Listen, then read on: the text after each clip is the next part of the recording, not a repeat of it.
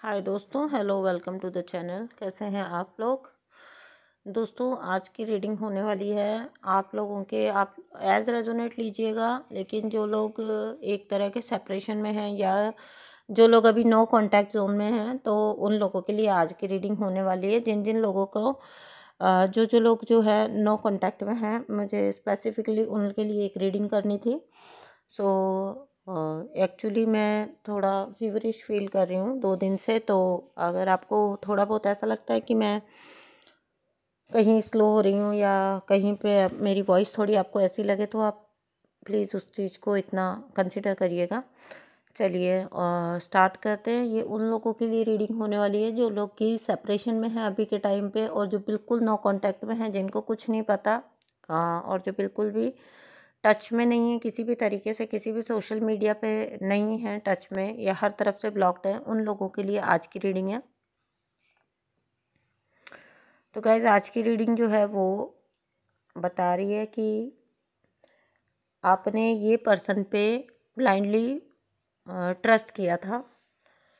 Okay, trust, ऐसा trust किया था, ऐसा वाला जो कि आप एक बच्चा अपनी माँ पे करता है या माँ बाप पे करता है, या जैसा कि परमात्मा पे आपने, यानी कि एक तरह से इस पर्सन को डिवाइनली स्टेट दिया था। ठीक है, अपनी जीवन में उनको एकदम डिवाइन जैसा जगह दिया था।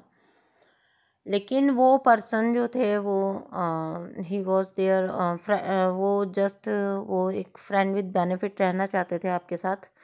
ठीक है, तो जब आपका उनको लग रहा था कि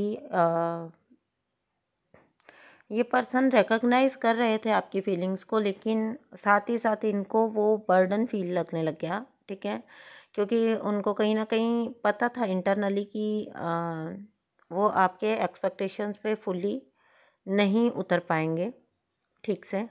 तो ये पर्सन की भी कोई गलती नहीं थी, लेकिन इनको वो आपके एक्सपेक्टेशंस बर्डन लगने लग गए, आपका ट्रस्ट करना इनके ऊपर, क्योंकि इनको ना आपके जैसा कोई मिला नहीं था आज तक जो इतना ऐसे फेथ में रहता हो, ऐसे ट्रस्ट में रहता हो। ठीक है, तो इनके लिए वो चीज़ जो थी वो बर्डन बन गई, और इनको उस टाइम पे कुछ समझ नहीं आया। तो इनको सबसे इजी लगा रन करना, एंड ही रैन अवे।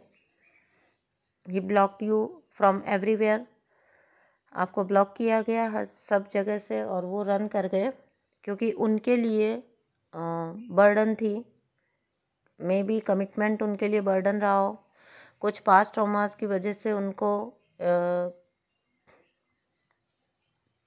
उनको कमिटमेंट इश्यूज हो सकते हैं, अबंडनमेंट इश्यूज हो सकते हैं कि कोई छोड़े उससे पहले हम ही छोड़ दें, क्योंकि ही वॉज अवेयर कि दिस पर्सन, ये ही या शी जो भी कह लीजिए, ये अवेयर थे कि they can't fulfil your expectations, आपके एक्सपेक्टेशंस, आपके इवन इनको यहाँ इस हद तक की फीलिंग थी कि ये आपके लेवल के उस पे, मतलब आपके लेवल पे ये खरे नहीं उतर पाएंगे। जो आपका एक मे बी आप लोगों के कम्युनिकेशन के थ्रू इनको समझ आया होगा कि आप किस टाइप के इंसान हैं, या मे बी आप लोगों के जो कुछ भी रहे हों सर्कमस्टांसेस, उनकी वजह से इनको समझ आया दैट, इनको ये समझ आ गया कि जैसे पास्ट रिलेशंस में इन्होंने या तो धोखा दिया था, या फिर जो बिल्कुल एकदम फ्रेंड विद बेनिफिट्स रहे थे ये लोग, तो वैसा आपके साथ नहीं चलने वाला, and that thing become a burden for him और हर। इस पर्सन के लिए वही चीज़ बर्डन बन गई। सो लेकिन ये जो भी हुआ, आप लोगों का जो भी सेपरेशन आया, जो भी आप लोग दूर हुए हैं, तो यूनिवर्स के गाइडेंस के थ्रू ही हुआ, आपकी एंजल्स ने करवाया।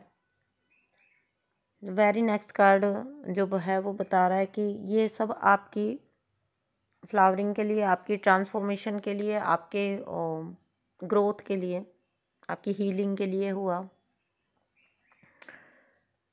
अभी ये पर्सन की जो सिचुएशन है वो है कि ये पर्सन जो है ना, ये पूरी तरह से, क्योंकि इनको अभी तक वैसा फेथ, वैसा ट्रस्ट, वैसा केयर, वैसा केयरिंग वाला रिलेशनशिप कभी मिला नहीं। So this person is still clinging to the past. अभी इनकी यही सजा है कि ये यूनिवर्स की तरफ से इनको जो सोल शॉक दिया जा रहा है वो यही है कि इनको वो पास्ट अब बहुत रिग्रेट कर रही है। जो इन्होंने पास्ट में किया अब इनको उस चीज़ का रिग्रेट हो रहा है। And he still clinging to the past. अब वो बिल्कुल एकदम पास्ट से ना चिपके हुए हैं, उसको लेट गो नहीं कर पा रहे हैं। मे बी जो आप लोगों की पास्ट मेमोरीज रही हों या आप लोगों का जो कुछ भी फेज रहा हो अच्छा वाला, so he is still clinging to the past and this person is very much in regret. बहुत ज़्यादा रिग्रेट में है और इसी रिग्रेट के थ्रू, इसी फीलिंग के थ्रू, इसी रिग्रेट के थ्रू, इसी पछतावे के थ्रू इनका जो है ट्रांसफॉर्मेशन चल रहा है। और बिल्कुल ये पर्सन जो है अब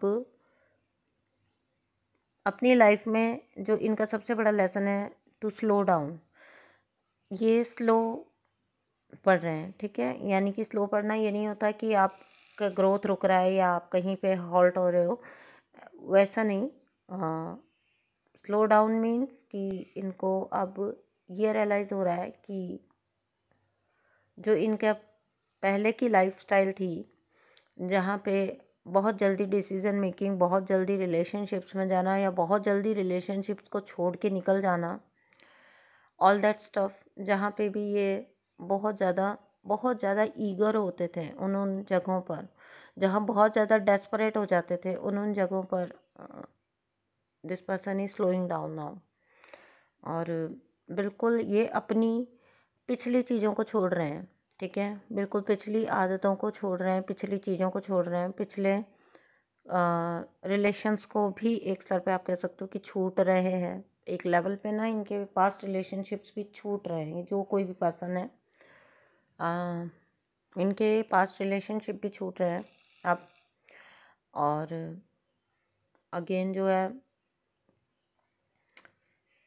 10 ऑफ सॉर्ड्स है, तो ये पर्सन को बिल्कुल ये टाइम पे इनको ऐसा लग रहा है दैट इनकी लाइफ एंड है। मतलब इनको कोई नो वे आउट वाला सिचुएशन है इनके लिए। इनको हर तरफ से ऐसा फील होता है जैसे इनको धोखा दिया गया है। इनको मीन से एक लेवल ऐसा आता है जहाँ इंसान सोचता है कि मुझे इंसान भी धोखा दे रहा है, मुझे तकदीर भी धोखा दे रही है, मुझे इंसान मतलब सॉरी मुझे मेरा कोई भी साथ नहीं दे रहा है, ठीक है। हर एक इनका साथ छोड़ चुका है, ऐसा इनको लगता है। हालांकि वी ऑल नो कि ये ट्रांसफॉर्मेशन के स्टेजेस होते हैं जहाँ आपको ऐसा फील होता है कि दुनिया ख़त्म, लेकिन ऐसा होता नहीं है गाइस। जहाँ पे सब कुछ ख़त्म होता है वहीं से न्यू बिगनिंग होती है। But because of not realising the fact, इनको बहुत ज़्यादा पेन में है, बहुत ज़्यादा रिग्रेट में है और बहुत ज़्यादा जो है बहुत ज़्यादा ही इनका जो है रिग्रेट वाला स्टेज बहुत ज़्यादा है, पेन बहुत ज़्यादा है, पास्ट मेमोरीज बहुत ज़्यादा है, ठीक है। पास्ट को ये किसी भी तरह से, पास्ट में जो कुछ भी इनका पास्ट आपसे जुड़ा हुआ था, जैसा भी रहा, कड़वी बातें भी कभी कभी याद आती होंगी, अच्छी बातें भी कभी कभी याद आती होंगी। आप कितने अच्छे थे, आप कितने प्यारे थे, वो भी इनको याद आता होगा। But this energy is in very much pain, बहुत ज़्यादा पेन में है और उनको कोई वे आउट नज़र नहीं आ रहा है। फंसा हुआ स्टक वाली फीलिंग है इनके लिए। इनको वो रास्ता नहीं मिल रहा है, बट यूनिवर्स खुद ही निकालेंगे इनके लिए रास्ता। लेकिन एक चीज़ अच्छी है कि जब आप इस स्टेज पे पहुंच जाते हो जहां आपको ऐसा लगता है कि सब कुछ ख़त्म, तो आप सरेंडर हो जाते हो फिर, क्योंकि आपके पास कुछ बचा नहीं है ना। There is nothing to fight any more. और ज़्यादा फाइट करने के लिए कुछ बचा नहीं है ना, कि आप किस चीज़ को बचाने के लिए लड़ रहे हो। जिस किसी चीज़ को आप बचाने के लिए लड़ रहे हो वो तो छूटती जा रही है। फिर वहाँ से स्टेज शुरू होती है सरेंडर की, जहाँ इंसान खुद को डिवाइन के हाथों में सौंप देता है और खुद मतलब एक ऐसी स्टेज आ जाती है जहाँ वो अपने आप को हेल्पलेस फील करता है। तो उसको उसको वो स्ट्रगल को छोड़ के फिर काम में जाना चाहता है, पीस में जाना चाहता है, तो वो इंसान जो होता है वो सरेंडर कर देता है। And this is the beginning of the surrender stage. तो दिस वॉज द थिंग कि आपके सेपरेशन का मुझे सेपरेशन का रीडिंग करना था मुझे। जो लोग सेपरेशन में हैं, जो लोग नो कॉन्टैक्ट में हैं, believe me, your counter part is in very much pain and I can sense that, I can clearly sense that. तो आप क्या करेंगे? आप कुछ नहीं कर सकते। आपको करना ही है, अपने काम से मतलब रखना है, अपने पे कंसंट्रेट रहना है बस। चलिए, उनके दर्द से आपका कोई लेना देना नहीं है, क्योंकि उनका दर्द उनके फ़ायदे के लिए, उनके ट्रांसफॉर्मेशन के लिए। तो उनका दर्द वो उनके लेसन्स हैं, वो उनको आराम से लेने दो। यूनिवर्स के काम में टांग नहीं अड़ाओ, अदरवाइज चीज़ें ख़राब होती हैं, कभी भी चीज़ें अच्छी नहीं होती हैं। चलिए दोस्तों, यही कहना था मेरे को, आपको आज के लिए यही बताना था।